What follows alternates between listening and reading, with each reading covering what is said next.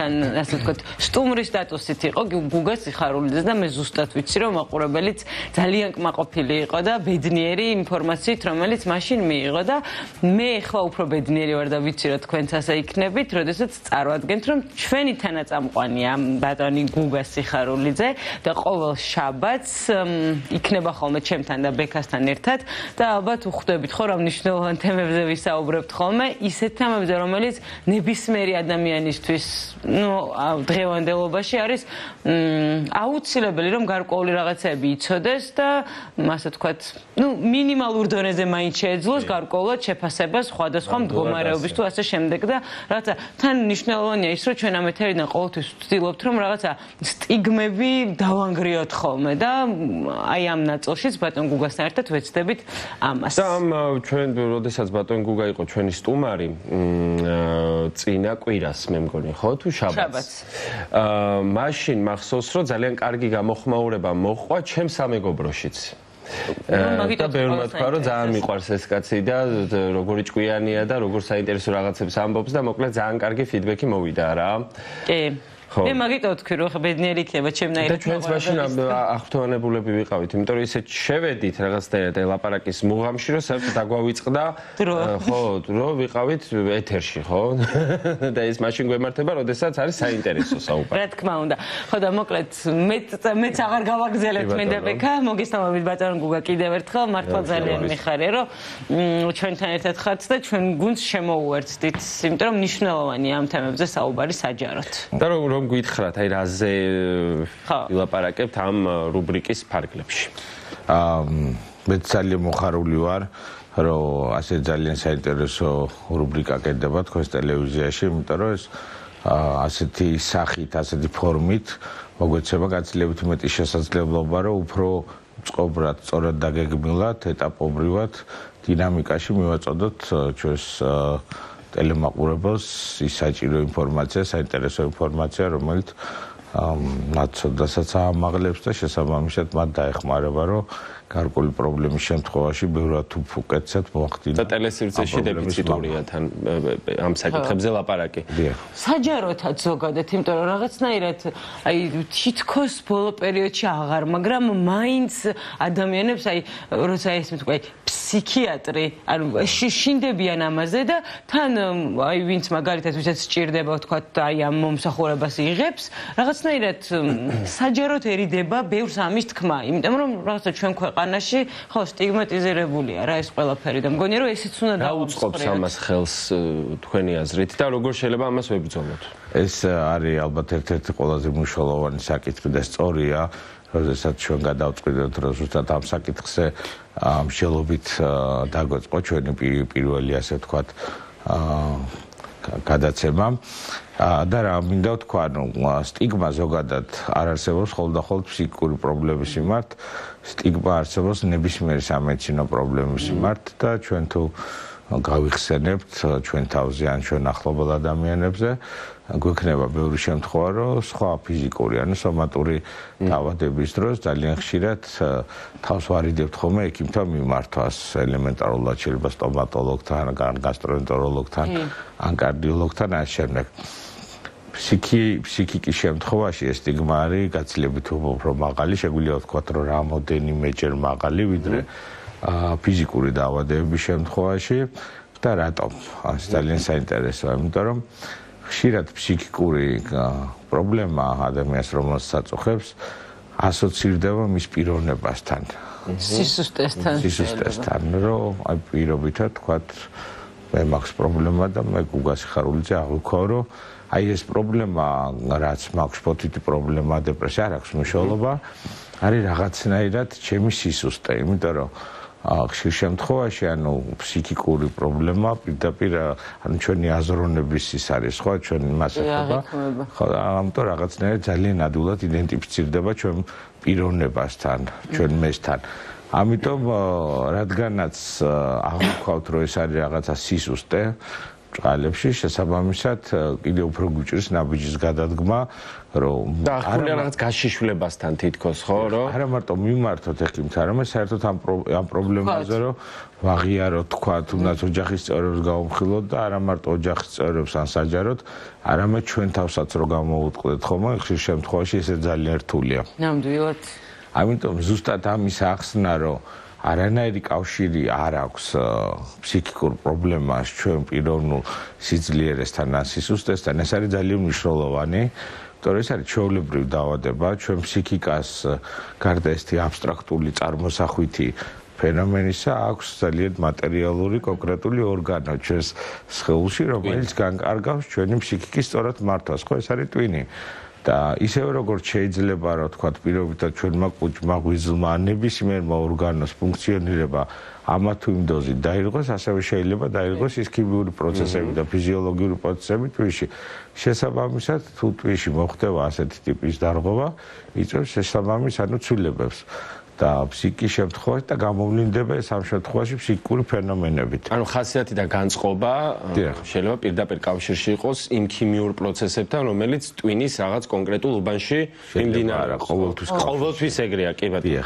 ანუ ტვინი არ უნდა ჩვენ რატომღაც ხა უსეფრო ვფიქრობდი ეგ რო თქვით. მე მგონი ადამიანებს დაკარგული გვაქვს იმის აღქმა რეალურად, რომ ეს ორგანო არის და არ არის რაღაცა ის ხო. ტვინი მართლა არის რაღაცა ორგანო, რაც ფუნქციები აქვს, ხო? და კავშირი რომელი მიმართულებით არის, ხშირად ჩვენ აღვიქვათ, რომ ჩვენ ვფიქრობთ ჯერ და მერე ხდება თვითი რაღაც პროცესი, რეალურად პირიქით არის. არა და წამში უამრავ რაღაცას აგენერირებს ეს ორგანო, ხო? ანუ ხდება ის ქიმიური და ფიზიოლოგიური პროცესი, რომლის ასახვა არის ჩვენი თქვათ ფსიქიკური ფენომენები ან ჩვენი ქმედებები, ხო?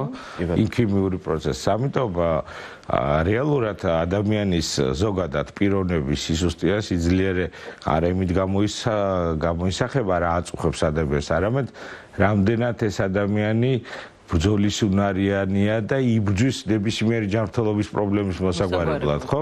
ან არა მარტო ჯანმრთელობის პრობლემის მოსაგვარებლად, ნებისმიერი წინააღმდეგობის გადასალახავად, ხო? ჩვენ თუ ამობთ რომ რაღაც სოციალურ სხვადასხვა ცხოვრებისეულ კომპონენტში როგორ ზობავთ რომ ადამიანი ძლიერი ადამიანი, რომელიც წინააღმდეგობებს იბრძვის და ცდილობს მათთან გამკლავებას და უკლავდება, ხო? ასე განსაზღვრად.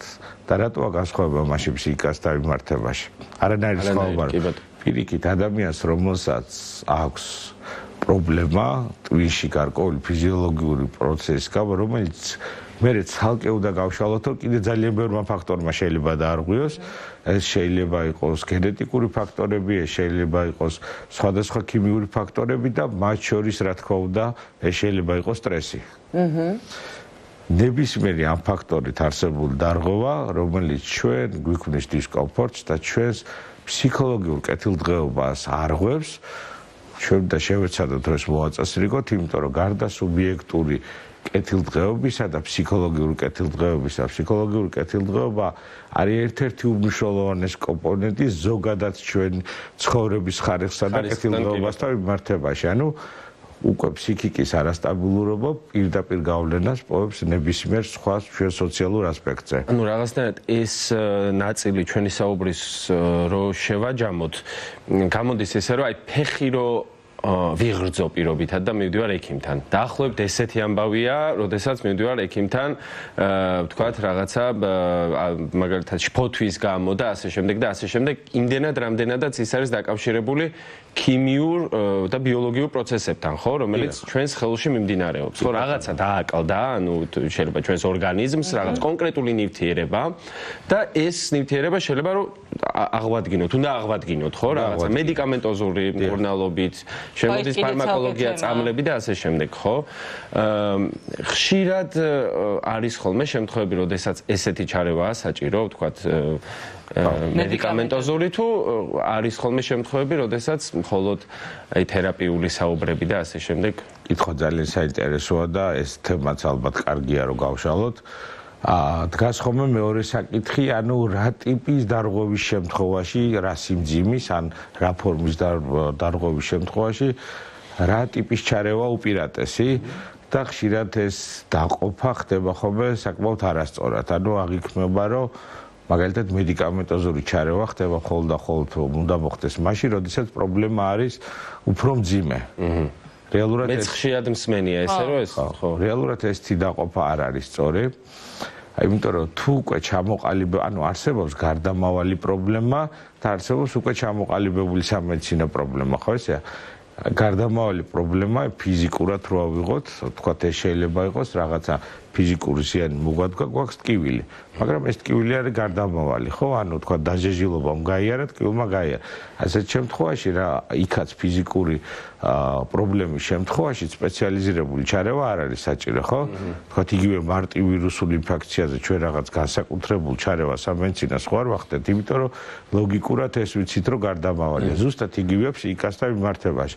ანუ თუ ადამიანს ნებისმიერი მიზეზით, ანუ ტრიგერს რასაც უწოდებთ, აქვს რაღაცა დისბალანსი წარმოიშვა, მაგრამ დინამიკაში, სტრესთან, დროში მიმართებაში ვაკვირდებით, რომ ეს ნელ-ნელა თვითრეგულირებადია და ნელ-ნელა იწყებს, ანუ სტრესი ამოიწურა. სტრესი არ არის მარტო ფსიქოლოგიური სტრესი, თქვათ, ფიზიკური სტრესი. ხო, ანუ გადაღლილობაც მაგალითად. პირობითად მაგალითად სამსახურში გადატვირთული რეჟიმი, ან რაღაცა გარემოების გამოუძილობა, ან გარკვეული ქიმიური ფაქტორები, ან რაღაცა საკვების მიღების დარღვევა და ძალიან ბევრი ფაქტორი, ან თუნდაც სხვა ფიზიკური პრობლემები. გარკვეულ პერიოდში. შემდეგ ეს ლაგდება. თუ დროში ეს არის დალაგებადი და ჩვენ მურუძე ვამჩნევთ, აი პრობლემა მოიმატა, მაგრამ ლოგიკურ ჩარჩოებში ეს პრობლემა ორგანიზმი ართმევს თავს და აბალანსებს ამას, მაშინ ამ შემთხვევაში ბუნებრივი არანაირი ჩარევა არ არის საჭირო. თუ განმეორებადია, თქვათ, აი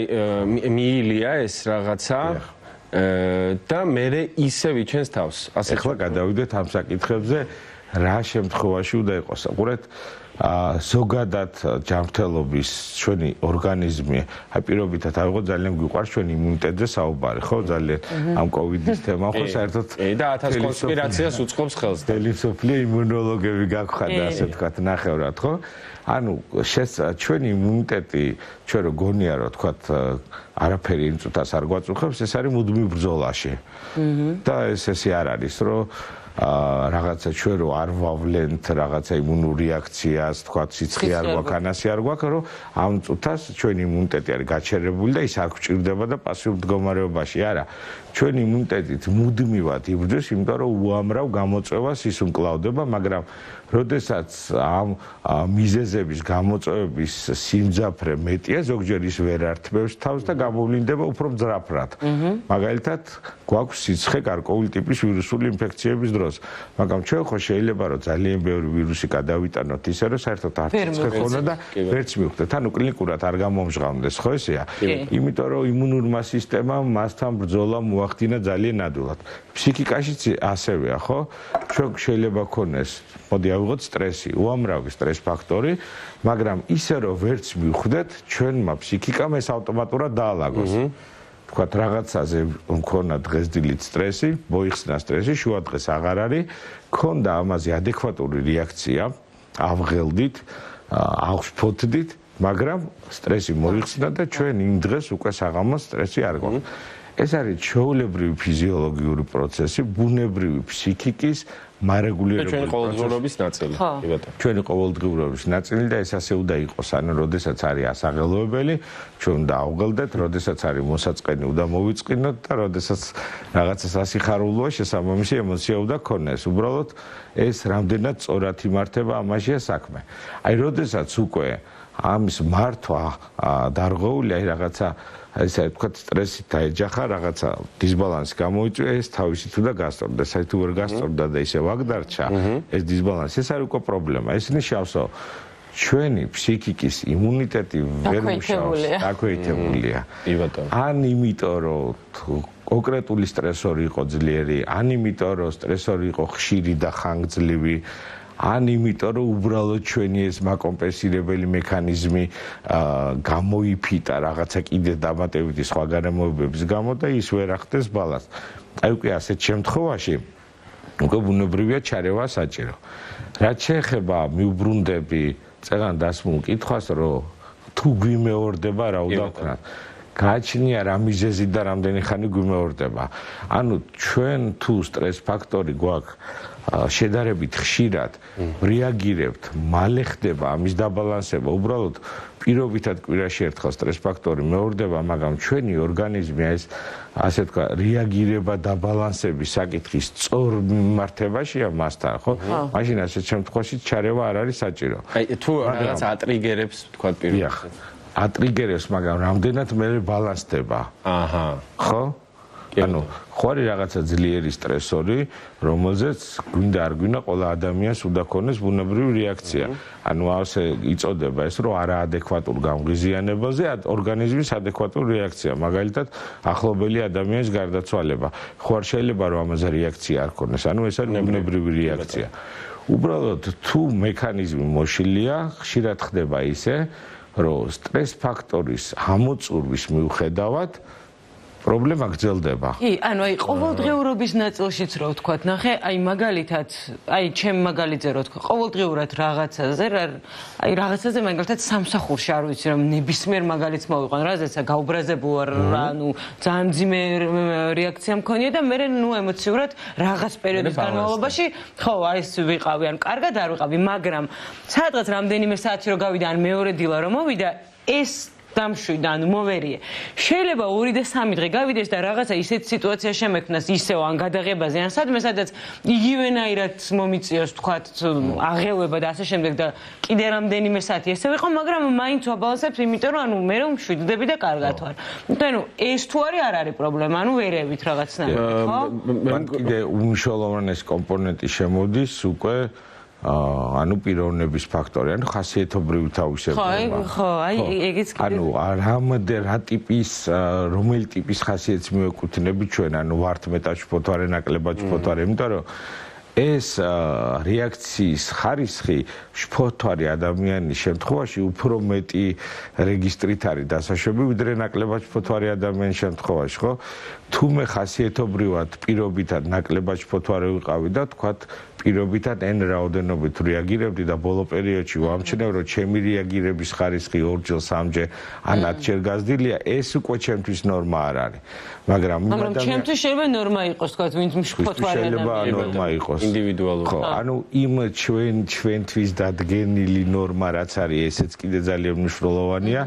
ამიტომ არის რომ ერთნაირი ორი შემთხვევა მედიცინაში და განსაკუთრებით ჩვენ სფეროში არ არსებობს და ყველაფერი უნდა იყოს განხილული ინდივიდუალურ კონტექსტში და ის რომ რაღაცა ხდებოდა რაღაცა მასშტაბით არ იწევდა ჩემს შეგრძნების დონეზე დისბალანს არ მიშილდა სხვა რაღაცაში ხელს და ეხლა ვნახულობ რომ ის შეიცვალა, ეს უკვე ნიშნავს რომ კომპენსაციური მექანიზმები ვერ მუშაობს და შესაბამისად გარკვეული დახმარება საჭირო. აი მე აქ დგება ხოლმე საკითხი ძალიან ბევრი რაღაც იშლება და თქვათ ვის მიმართო წამალი არის საჭირო თუ არ არის მე იმ წამლებში არის უნდა მეკითხა მეც ხო და ასე შემდეგ ესენი ისეთი თემებია რომ აი ძალიან კარგი არის რასაც მომთ რომ აი ნელ-ნელა მიუყვავით ამას და ეს ერთ რაღაცა უცებ არ გვაქვს მოსაყოლი და ფუნდამენტურად ხო ამაზე რო ალბათ ცალკე მედიკამენტებს კიდე ერთი ცალკე ის უნდა მოყვას ცალკე ძალიან დიდი სფეროა ესეთი დაყოფა არ არის ანუ წამალი არის საჭირო აქაც ძალიან ინდივიდუალურად უნდა მოხდეს მიდგომა იმიტომ რომ სრულიად დღეს სამწუხაროდ მედიცინას ძალიან ღრმა მექანიზმის დონეზე არც ერთი პრობლემის ბოლომდე აღმოფხვრა სამუდამოდ არ შეუძლია ხო მაგრამ მართვა ის რომ პრობლემა მართოთ და ჩვენ პრობლემა აღარ გვაწუხებდეს და ჩვენი ცხოვრების ხარისხი გავაუმჯობესოთ ეს უკვე საბედნიეროდ ბოლო 20-25 წელს განმავლობაში როცა ძალიან დაიხვეწა მედიკამენტები ეს არის სრულიად რეალური კი არა ძალიან მაღალი პროცენტით მიღწევათ რაც თავარია აბსოლუტურად უსაფრთხოდ და კომფორტულად ხო რა თქმა უნდა ოღონდ აქაც აუცილებლად უნდა ვთქვათ რომ ეს მედიკამენტები თვითნებურად რა თქმა უნდა არ უნდა მივიღოთ და ექიმის დანიშნულება და ექიმთან კონსულტაცია არის მნიშვნელოვანი იმიტომ რომ მithumetes 21 საუკუნეში საუკუნეში, სადაც ინტერნეტში არ ვიცი, მე რო გირჩევთ, რომ ძალიან კარგი წამალია, მაგრამ მიშელა ბექა რომ მიიღებს, შეიძლება შედეგი გამოიწვიოს ამანა. შესაბამისად ძალიან მნიშვნელოვანი რამთი ქეთა აბსოლუტურად გეთანხმები და ბატონმა გუგამაც აღნიშნა, რომ ძალიან ინდივიდუალური შესწავლა სჭირდება კონკრეტულ შემთხვევას, იმიტომ რომ ძალიან განსხვავდებით ყველანი ერთმანეთისგან და განსაკუთრებით სამედიცინო, ეს ამბავ განსაკუთრებით ფსიქიატრიას, როდესაც შეეხება საქმე და შესაბამისად ეს რჩევები, რომელსაც სხვადასხვა ჯგუფებში აწყდებით, ან რაღაცა კომენტარების სახით ხვდებით, ან TikTok-ზე ვიდეოების სახით, თუნდაც რომ მე ამან მიშველა და თქვენც გიშველ, შენც გიშველის, ეს მიდგომა არის ძალიან არასწორი მიდგომა, მსუბუქად რომ ვთქვათ და ყოველთვის საჭიროა პროფესიონალის ჩართვა ამ საკითხში. რა თქმა უნდა. ხო ასეა და კიდე არის ხომ ეს ტერმინოლოგიური შეცდომები, სახელების არასწორი დარქმევა, ალბათ ესეც დღევანდელი ჩვენი დესტიგმატიზაციის და ზოგადი, ასე ვთქვათ, ფსიქიკური ჯანმრთელობის შესავალი იმის ფარგლებში უნდა განვიხილოთ. ეს არის თქვათ ისე სახელის დარქვა, ანუ ფსიქიკური დაავადება. მწირს და აი ფსიქიკური დაავადება ხშირად აღიქმება, რომ არის მხოლოდ და მხოლოდ იმ დაავადებების ჩამონათვალი, რომელიც სიმძიმესთან არის ასოცირებული. ამ დროს არა, ნებისმიერი პრობლემა, ნებისმიერი სიმძიმის ბანალური ერთი შეხედვით ძილის დარღვევიდან, რაღაცა შფოთვითი აშლილობა, ყველაფერი არის ფსიქიკის, ანუ ფსიქიკური დაავადებები და ესე დაყოფა, რომ ეს არის ფსიქოლოგიური პრობლემა, ეს ფსიქიკური. მაინდა-მაინც დაავადება, ფსიქიკური აშლილობა, ეს ყველაფერი არის ერთმანეთის სინონიმები უბრალოდ და შეიძლება ვიღაცას რაღაცა სიტყვა უფრო ნაკლებად მოწონს, ან არ მოწონს, ან უფრო მეტად აშინებს და ესეც უნდა ვთქვათ, რომ ბუნებრივია ის, რაც ფსიქიკის დარღვევა არის, ყველა არის, ანუ ფსიქიკის ფსიქიკური აშლილობა, ან დიახ. და აი აუცილებელია, რომ აი ამაზეც ხშირად ვისაუბროთ ხოლმე, ზოგადად ტერმინები აშინებთ ადამიანებს გარკვეულწილად და ამიტომ ხო, აი ამ რუბრიკის ფარგლებში ისიც უნდა დავანგრიოთ, რომ არ არის პრობლემა, ანუ რაღაცა ანთებასა და ფსიქიკურ, ანუ შეშ. ყველაფერი საბოლოო ჯამში თან ხდებით, რომ სომატურია, ხო, საბოლოო ჯამში, რომ ყველაფერი არის დაკავშირებული მაინც იმ ორგანოსთან, ტვინთან კონკრეტულად და რაღაც უბნებთან, რომელიც სადაც მიმდინარეობს პროცესები, ქიმიური პროცესები და ეს პროცესები განაპირობებს მე ჩვენს ყოველდღიურობას, ხო, როგორ ხასიათზე ვართ, რა განწყობა გვაქვს და ასე და მიმართება ზოგადად მოვლენებისადმი და საგნებისადმი და ადამიანებისადმი, ხო? ეხლა ამიტომ ზუსტად მედიკამენტოზური მკურნალობის შემთხვევაშიც რაღაცა ესეთ აბსტრაქტულ არამატერიალურ საკითხს არ ვკურნალობ, ძალიან კარგად შესწავლილ მედიცინის და მეცნიერების მიერ ქიმიურ პროცესებზე ვცდილობთ რეაგირებას. ძალიან დიდი მადლობა ბატონო გუგა, ჩვენ არ ვიცი ხო, არასდროს ამ ყოფნის ხოლმე დრო ეგრე არის, იმიტომ რომ შემდეგი სტუმარი არის მაია ცირამოა და ანუ აი მაგას ვამბობ, მოკლედ ისეთი დღე გვაქვს შაბათი, რომ სულ გვინდა რომ ეთერში ვიყოთ ხოლმე და შემდეგ შაბათსაც გელოდებით, რა თქმა უნდა და ძალიან დიდი მადლობა და ძალიან მიხარია რომ ესეთი ფანტასტიკური რუბრიკა დაემატა ჩვენს დილას. კი, მეც. დიდი მადლობა. მე და ბექაც